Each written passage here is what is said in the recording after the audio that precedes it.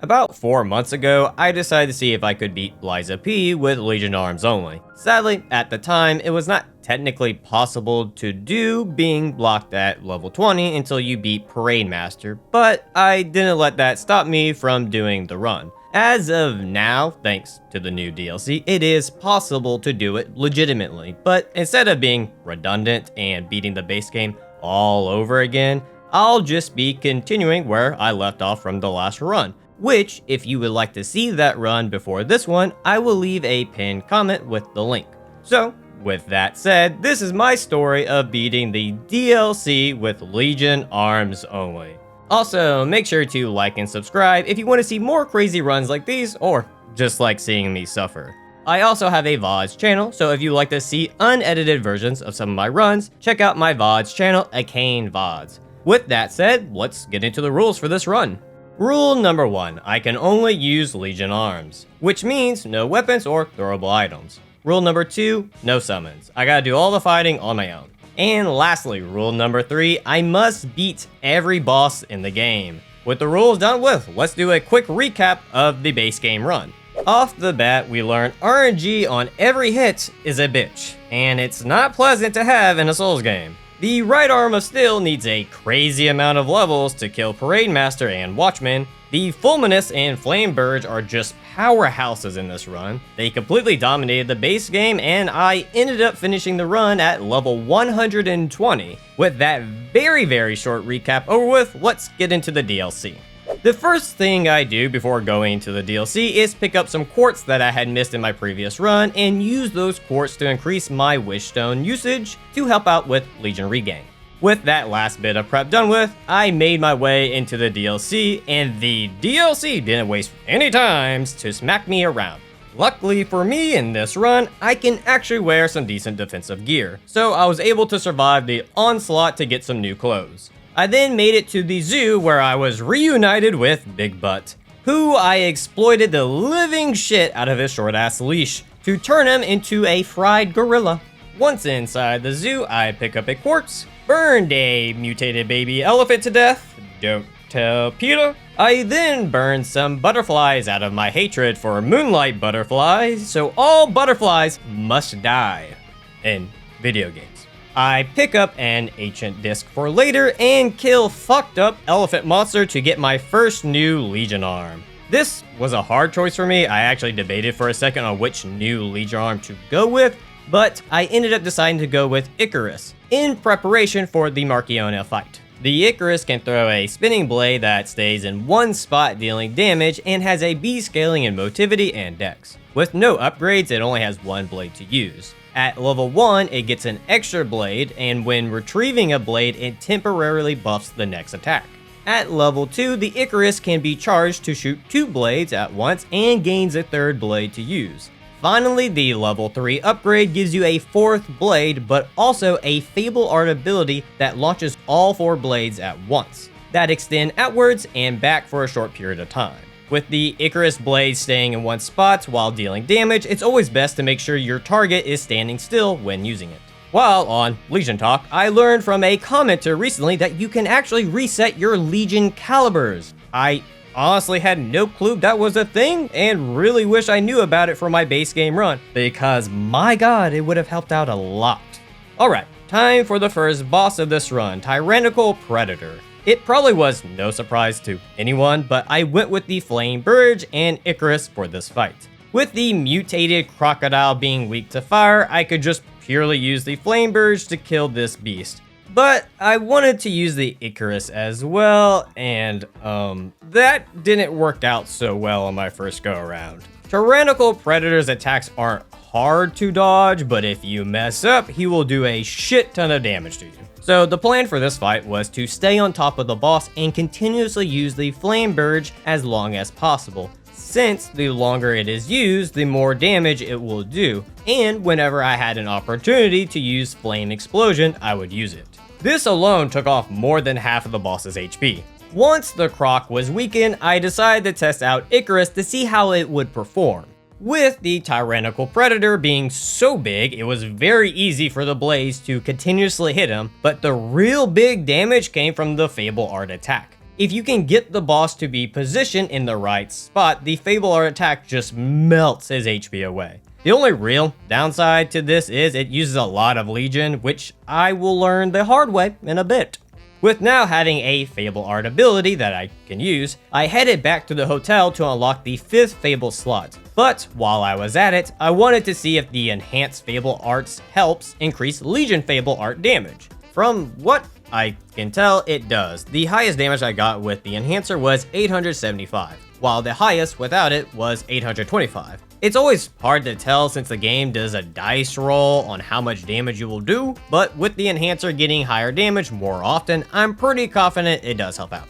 With that mystery solved, I blow up some thick-ass puppets, get another Ancient Disc, and take on Mariona. My go-to choice of Legion arms for this fight were the Fulminous and the Icarus. My plan was to focus on taking out the puppet with the Fulminous and then use Icarus on Mariona. The issue I ran into here was with how slow it was to charge the Fulminous. To deal decent damage, I needed to get the full charge off, but in attempting to do that, it left me wide open to getting hit, which led to me dying on my first try. I still thought this was the right plan, so I went at it again. But this time I started with Icarus, where it did a good job of damaging Mariona and her puppet. Once the puppet did its charge attack, I would switch to the Fulminous so that on the second charge, I could get a full blast off, which almost killed it right there.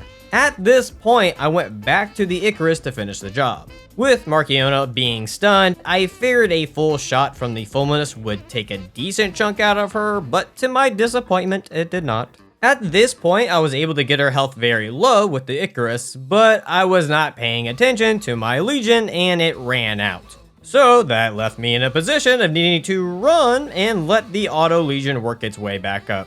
Sadly, with Mariona only being 2 hits away from death, I ended up dying because I didn't get enough Legion back in time. Looking back on it, I probably shouldn't have used the Fable Art since it used way too much Legion and was the root cause of me running out. But I decided to shift to a different plan. On my third attempt, I decided to go with the Flame Burge and strictly focus on DPSing Mariona. With the Flame Burge, I could proc burn on her to get the tick damage, and by doing this, I could preserve Legion.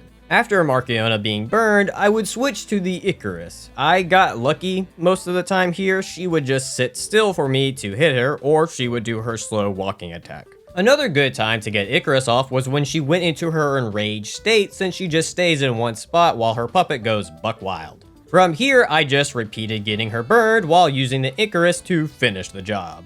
Overall, a really fun way to fight her. But looking back at this fight now, it probably would have been better to have Cataclysm for this fight. Sadly, I won't see its potential until later on in this video.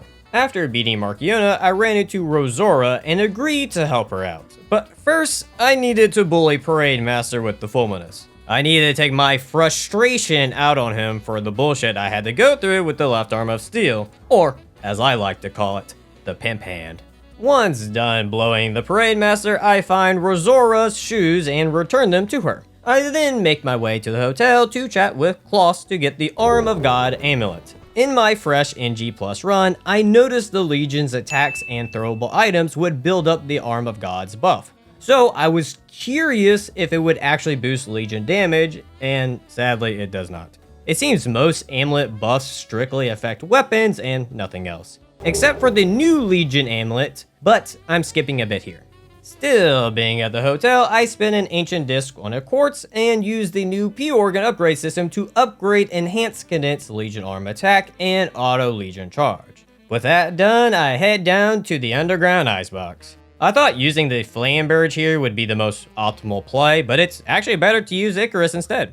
Not only does it take out enemies quickly, but you can do it from a safe distance, which made getting to Véronique a walk in the park. For Véronique, I knew from the start I wanted to use Falcon Eye and Icarus. With Véronique being very quick, I knew the Flame Burge nor the Fulminous could get the job done. The great thing here with Falcon Eye is its emergency shot, which allows a player to dodge and shoot at the same time, which came in very handy with Véronique would do her dash attacks, where I could get a shot off after each dash and fury attack. With how easy it was to dodge her and get shots off, I was very confident this was going to be an easy first try. Until I pulled an arcane. I was not paying attention to my Legion, per usual, and it came back to bite me in the ass. So for round 2, I made sure to pay attention to my Legion this time and repeated the same process as before. The one downside here to the Falcon Eye is you can miss, which wastes a lot of Legion. For some reason, even with being locked on, when using emergency shots, it won't aim directly at the boss, leading to a missed shot.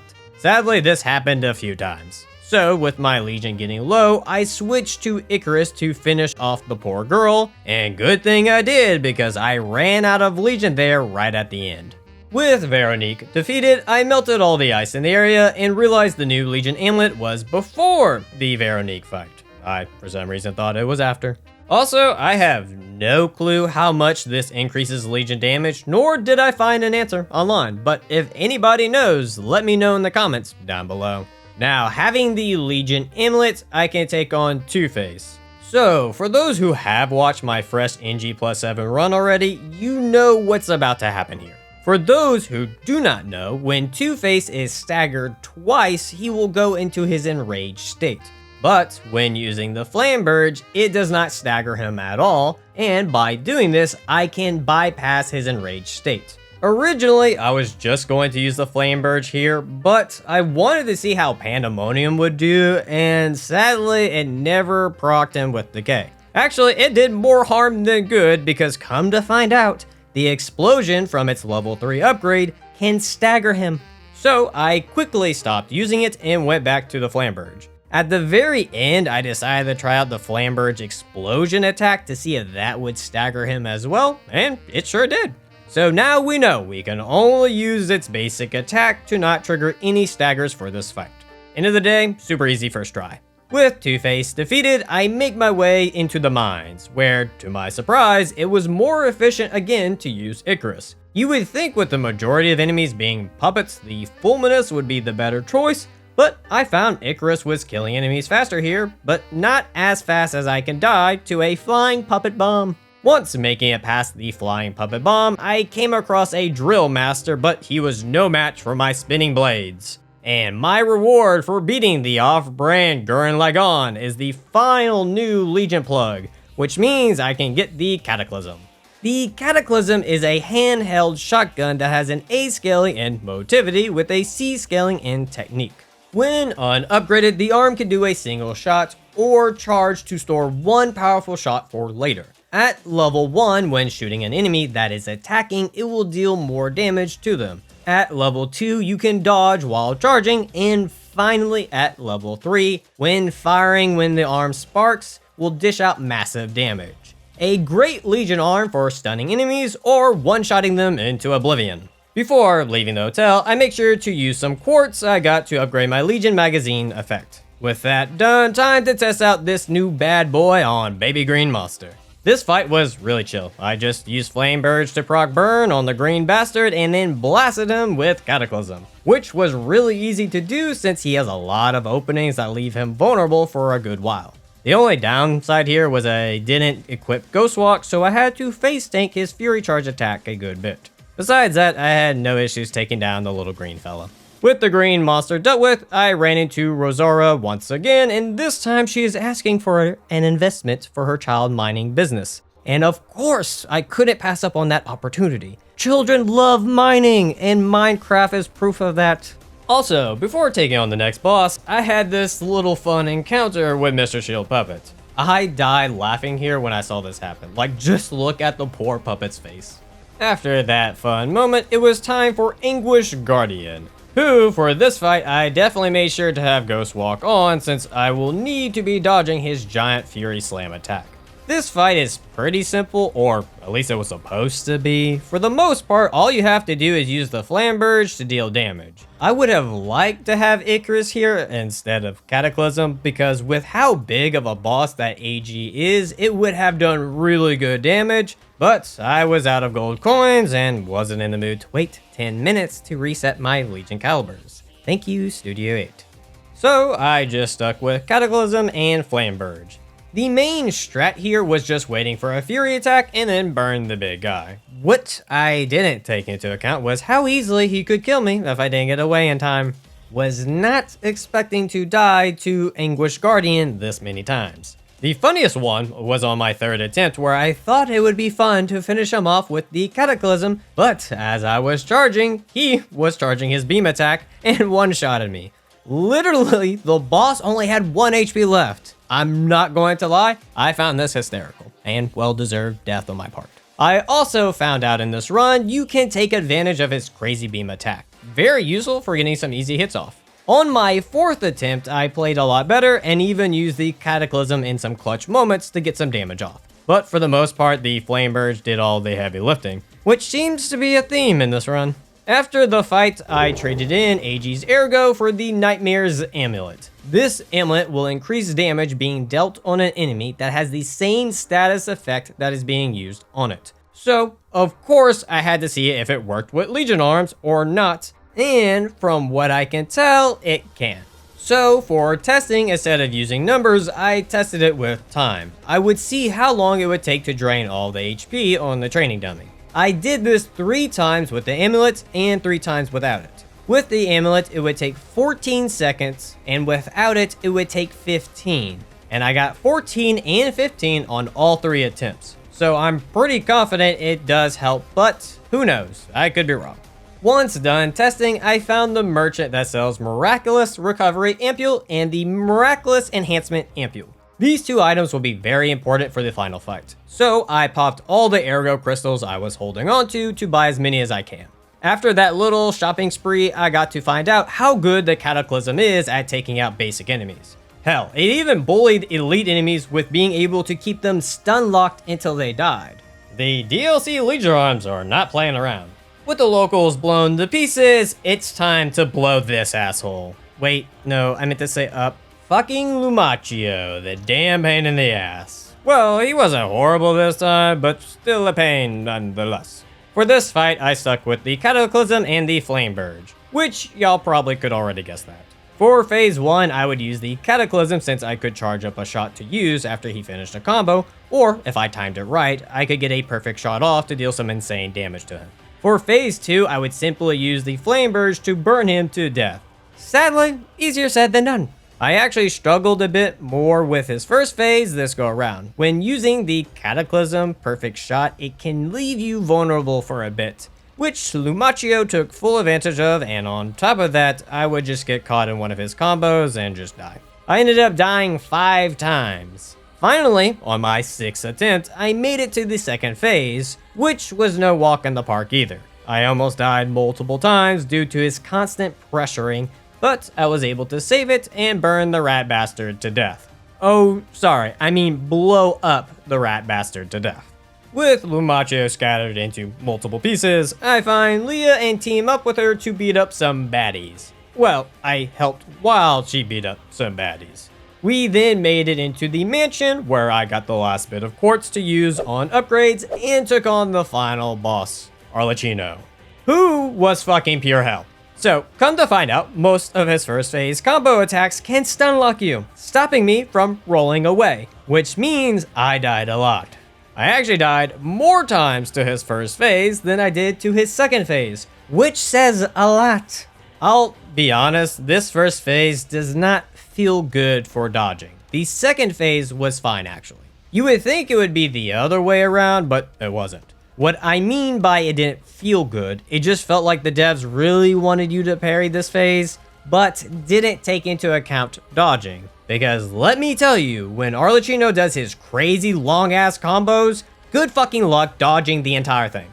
The first phase felt more like RNG based than actual skill, because if I got lucky and he did short combos and more fury attacks, I didn't have any issues getting him to his second phase. But if the RNG wasn't good, I could get comboed into oblivion in a matter of seconds. I'm not saying this because I died a lot, I'm saying this due to my experience beating every other boss in this game. Nameless, Blacks, etc. And they all felt good to dodge and felt fair, which, in all honesty, is a bit disappointing to see with Arlecchino. I actually ended up having to go level up health, which I avoided doing this entire run. But with how easy it is to get hit while dodging, I just needed a bit of extra wiggle room to get the job done. With that said, I hope you enjoyed the full fight. It was a crazy one.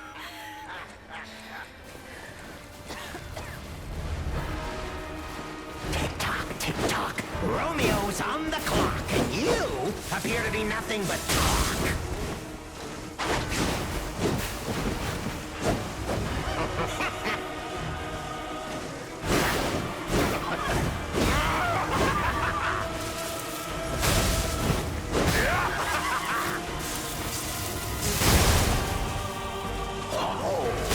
Risk your life for another. How can you even conceive of it?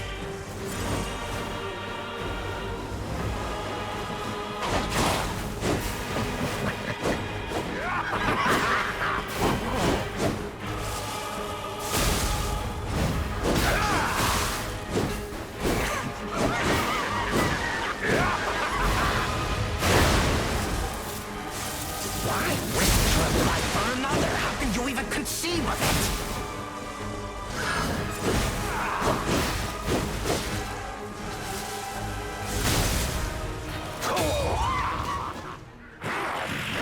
Ladies and gentlemen, I, Arlecchino, will analyze the only being that belongs to human soul.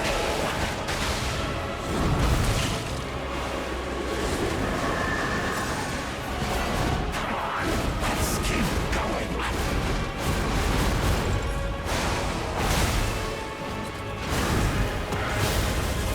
Wow, you really think you can win? Remarkable.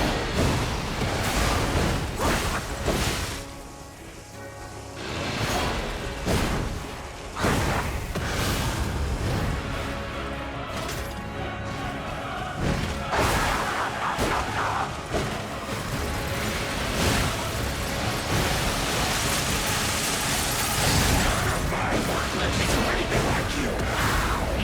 Why are you different?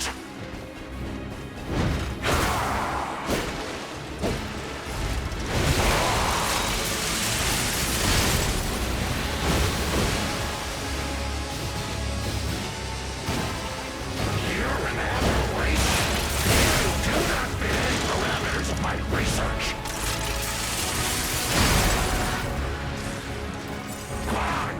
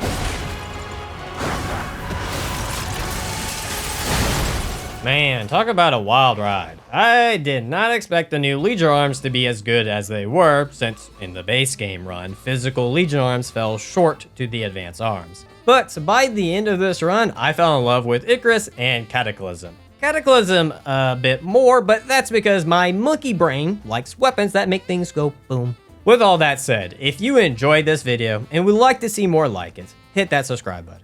At this time, I would also like to thank my channel supporters. If you too would like to support the channel or have your name in the video, you can click the Patreon link in the description or click the YouTube join button. I also from time to time stream my runs, so you can catch me streaming on YouTube or over on Twitch at Arlecchino Gaming. I want to thank you all for watching, and until next time, take care.